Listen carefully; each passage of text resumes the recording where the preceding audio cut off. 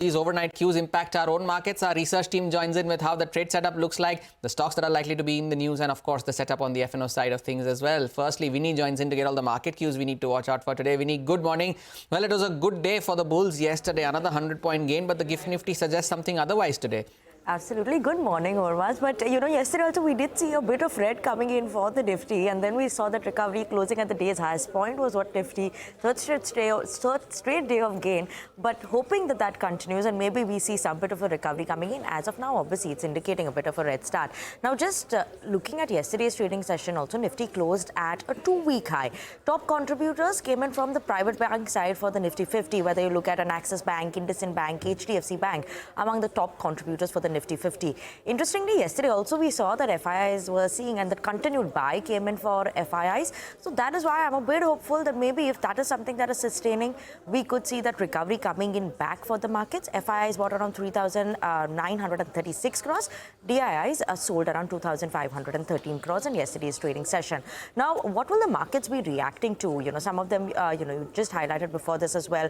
The comments that came in from Fed Chair Jerome Powell in terms of tariffs, inflation, interest rates, where that is all headed as well. So that's important commentary there. The WTO, that's also slashed the 2025 trade growth forecast. So that's going to be a key to watch out for. And Trump tariff updates on that front, bilateral trade talks, how are they going with other countries as well? That update is something that, markets across the globe and India is keenly watching out for as well. IT sector today will be in focus. We had Wipro's numbers yesterday, and then obviously Infosys is reporting numbers today. And lastly, weekly expiry is important to watch out for. Maybe some bit of volatility on that front is what we could keep an eye out on. Nifty implied open, like you mentioned, is indicating a red start for the Indian markets as of now.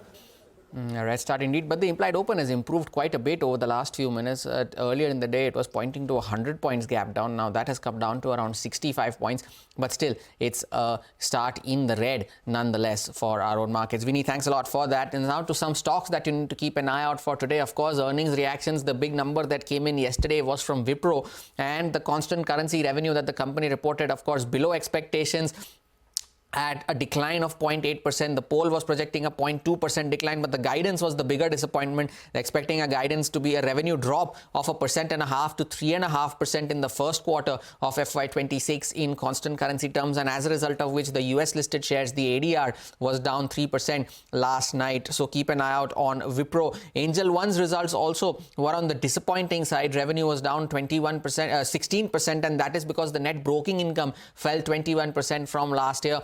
Client acquisitions were down, margins were lower, profit also fell almost 40% from last year. Now, Sonata Software has come out with a warning saying that the revenue estimates from its largest client will be lower than what was envisaged earlier in the fourth quarter, and as a result of which the international business that will be impacted in this quarter. Now, the international business is around 25% of the overall revenue. BHEL, well, they have signed a technology transfer agreement with BARC for electrolyzer systems for hydrogen production. So keep the PSU on your radar as well. Now, Lupin and Zydus were the two big losers yesterday on the Nifty 500. Both of them have come out with a clarification on this Myometric patent case, where they're saying that they're assessing the further impact, they're mulling legal action as well, but there is no material financial impact as of now. Well, IRFC has set aside the GST demand order of 230 crores, but Dalmia Bharat 2 has received a provisional attachment order worth around 793 crores for as well. That keep an eye out on Glenmark, where they are supposed to launch a product in the US markets in the month of May, and that is for the mixed salts of a single entity of an amphetamine product. The market size is around 422 million.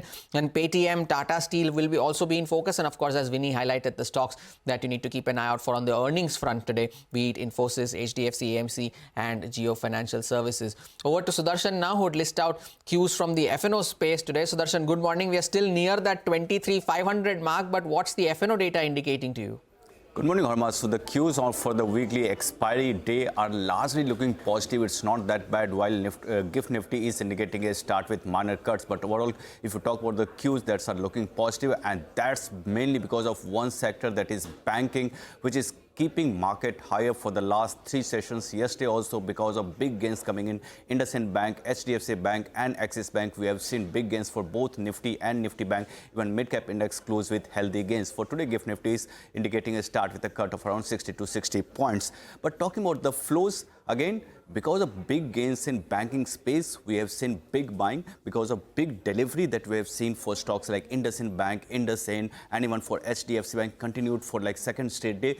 FIs continue to be on the buy side. Yesterday also they have bought nearly 4,000 crore, but for DIs we saw sell figure of around rupees 2,513 crore. As far as the futures data are concerned, in the index futures, we have some minor buying by FIs of around rupees 172 crore. Even for the longs and shorts, there were minor changes for the longs. They have reduced positions by 100, and for the shorts, they have reduced positions by around 1,400 contracts, and long exposure remains healthy around 28%. Talking about the option writers, now the zone on the upside has moved higher around 23,600 to 23,700. On the downside, it's around 23,100 to 23,200. And that's the reason support for Nifty is now around 23,100. That is also 20 DMA. And on the upside, resistance is now around 23,650. Now, one stock that has entered the band is IREDA, apart from already 4 stocks that we have in the band. IREDA, one of the outperformers yesterday, now in the FNO band. Darshan, thanks a lot for that. Take a short break. Up next, we get you the key highlights from the big number that came in yesterday. That was Wipro. Stay tuned. We'll be right back.